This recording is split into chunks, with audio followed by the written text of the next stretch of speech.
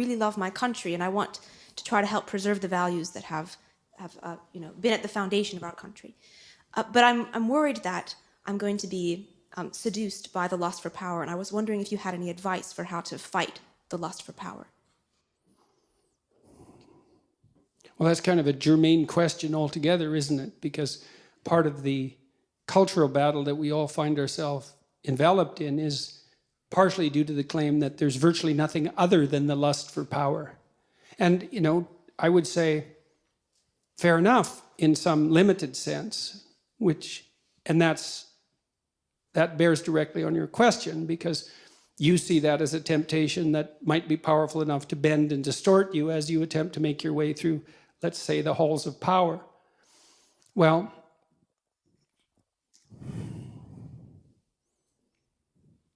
I heard recently from a reliable source that Putin's conversion to Orthodox Christianity might be genuine. And then you might think, well, if you're atheistic, well, that's not necessarily a good thing, or maybe you think it's a bad thing, or maybe you think it's an irrelevant issue, and you may also think it's a lie. But I would say that I would be more inclined to trust someone who thinks there's something higher than himself. And then you might say, well, what is it that's higher than ourselves? And that's worth thinking about. And we all need to think about this, regardless of the particulars of our religious belief. And I would say, again, from a clinical perspective, service to others is really something. People who are depressed tend to use the pronouns I and me much more frequently than people who aren't depressed. And I'm not saying that people get depressed because they're selfish. I'm not saying that at all. I'm saying that one of the routes out of depression appears to be an increase in service to other people. And I think the reason for that is because we aren't power-mad demons at the core, even though we may be tempted by such things, and that we find the genuine meaning that offsets genuine suffering in the genuine service to others. And I think it's a big mistake to be cynical, especially prematurely, about such things as political activity, because they're necessary, despite, let's say, their adversarial and party-centered nature, partisan nature. You have to be clear about what you serve and why. And that has to be held higher always than mere victory, mere operationalized victory or instrumental victory. And it's a very, very difficult thing to negotiate, particularly because in the political realm, in some sense, you have to defeat your enemy, right? Because you have to win the election and the other people have to lose. It's a binary choice.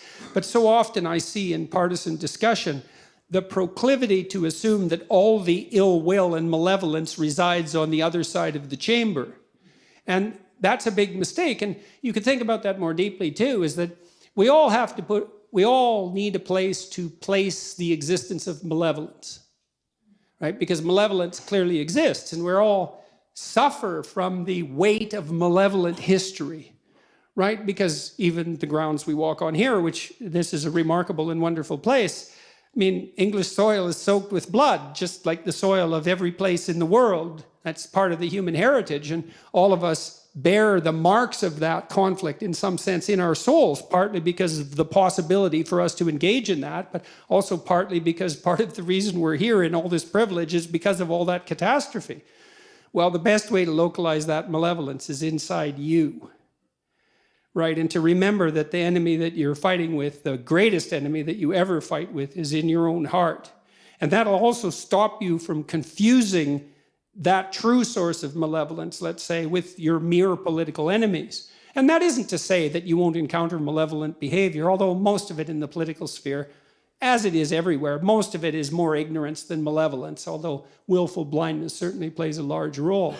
And so you need to know what it is that you're serving. And I would say one of the ways to do that practically, or a couple of ways to do that practically, is you need a good team around you, the people you really trust and who can watch you, and who do it with a certain degree of impartiality, and who are disagreeable enough to talk to you when you do something wrong. So you need trusted advisors. And then the other thing I would say is you really need to listen to your constituents, because they will tell you what the problems are if you listen to them. And if you really listen to them, well, then you'll have your feet on the ground, which is where they should be, and you'll know what the problems are, and you will win elections. Because what people really want from their leaders is to be listened to, and then for those leaders to articulate what they've heard in the halls of, let's say, influence and power. And so if you know those things, if you know you need to listen, you need to get in touch with the people you're representing as regularly as you possibly can, and mostly to listen. I knew a man in Canada who started a political party, which is a very difficult thing to do. And not only did he start it, but he rode it to sufficient success so that he became the leader of the opposition in Canada within about 10 years. And I asked him how he did that, because it's like, well, really, how did you do that? That's actually really hard. And he said he would go out from constituency to constituency and make his stump speeches, but what he really liked was the Q&As, because people would tell him what their problems were. Then he knew what the problems were. And out of the dialogue would also emerge the answers that the audience found compelling. And so not only would they tell him what the problems were, but they would tell him the answers they would like to have what instituted to solve those problems. It's the same thing that comedians do when they finesse their acts in front of live audiences before they practice them in front of a large audience. They tell jokes, and the audience either laughs or they don't. And if they laugh, then you keep that joke, and if they don't, you throw it out. And soon you're just as funny as the audience can possibly manage. And it's the same thing.